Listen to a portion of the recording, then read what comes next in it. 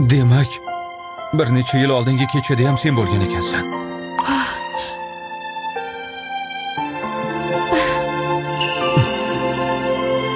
Ikki insondan birini tanlashga ham hojat qolmadi.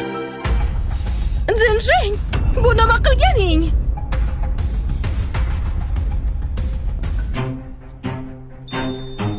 O'tgan safar kompaniyada o'g'limni allergiyasini qo'zg'atgan sensan. Nima? Men Kasalxonada bosh doktor o'g'limni davolashiga yo'l qo'ymading.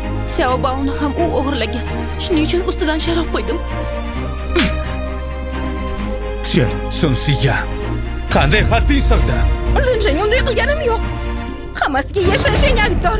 U menga tuhmat qilyapti. Men unday qilmadim. bo'ldi, tinchlan. Lu Jinshin, nima qilyapsan? Qizim unday emas.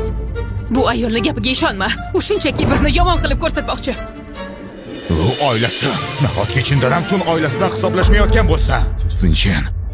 Oilalarimiz anchadan beri do'st. Hozir qilayotgan ishing Janjanga nisbatan xiyonat. Agar isboting bo'lmasa, senga boshqa qo'l ko'tara olmaysan. Tezroq. Janob, raisdan olgan xabarimdan keyin ularni aeroportda qo'lga oldik. Ikkalasinimi? Ha, yosh xo'jayinning o'g'illarini.